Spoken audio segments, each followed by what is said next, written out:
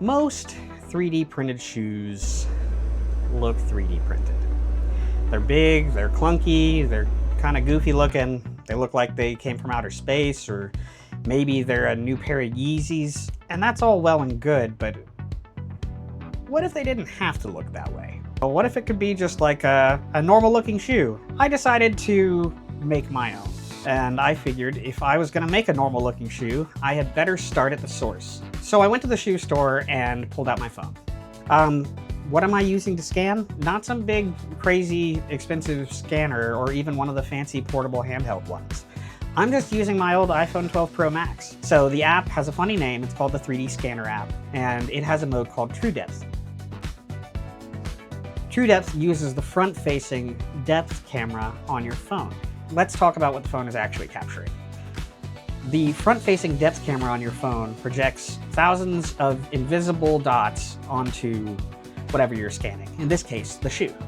The phone uses those dots to calculate how far away the object is and create a depth map. At the same time, the app is using the camera to capture a still image for each depth map that it captures. And then it uses SLAM, which stands for Simultaneous Location and Mapping, to track where the phone is and stitch all those overlapping captures into one 3D scan. Before you leave your scanning location, it's always wise to at least process the scans on fast so you can see if the scan will actually stitch together and yield a clean output. The scan looks good, but it isn't ready to print. To turn this into a usable shoe, I'm processing it in ZBrush. First, I load in the model. Then you'll want to isolate the shoe from the rest of the scan, so that way you're limiting the amount of geometry that the computer has to work with. And once you've done that, then you'll want to go on ahead and weld points, so that way everything is solid when you hit subdivide. Once you've actually welded the points, it's wise to do paint from texture, so that way when you start modifying the geometry, the texture doesn't break. Now we can focus on separating it into its parts. A real shoe is made from different parts that do different jobs, and a 3D printed shoe is no different. The upper is going to need to be thin, flexible, and breathable, and the outrider or outsole is going to need to be a lot more tough and durable because it's coming into contact with the ground over and over thousands of times a day. Okay, I used the texture as a guide and then masked the line out where the upper meets the outsole. Once I do that, I split those sections into separate pieces. So for the upper, I actually mask off the surface that I want and extract a thin shell from it to give me that thin shape to grab onto your foot.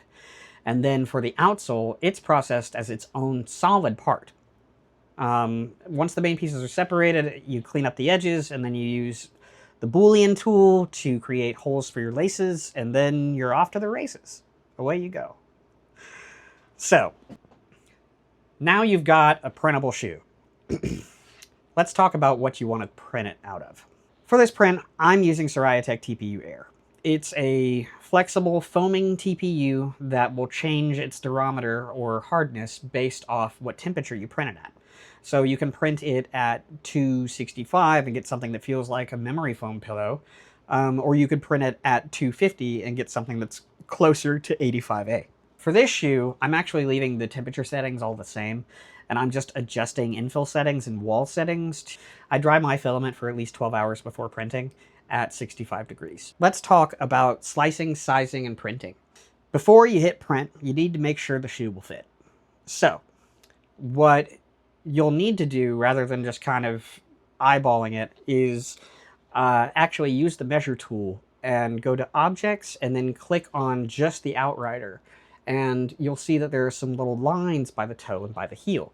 You can use the measuring tool to measure from the toe to the heel, and then you compare that measurement to the sizing chart that I have on the model's homepage. So the different settings, we're going to talk about the mesh upper and the outrider specifically. The mesh upper is a really neat 48% TPMS FK infill with 0 walls and 1 alternating wall, and 0 top shell layers and 0 bottom shell layers. So yes, I'm talking about a surface that is completely mesh, which means that it's breathable. And then for the outrider, we are upping our walls from 1 to 4 with 1 alternating wall and using at least 22% TPMS FK infill. That being said, I did find these shoes to be a little bit squishy, so I'm going to be altering these settings in the future. For everything else is one wall with one alternating wall and 10% gyroid infill. This shoe takes 36 hours to print and uses about 300 grams of material.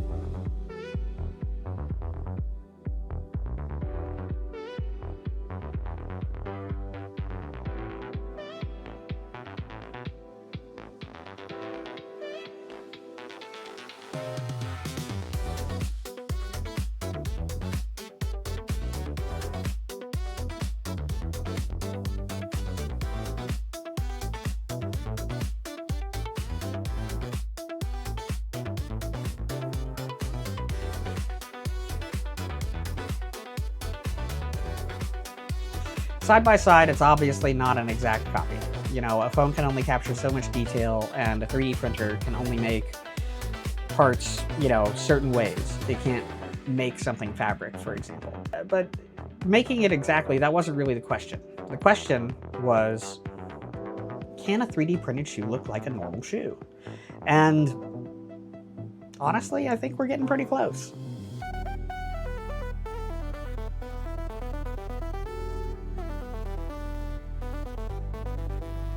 Well, that's it for me this time. Thanks for hanging out in the shop. I'm Flycut. Remember, what's left is what matters, so make the most of it. All right, till next time.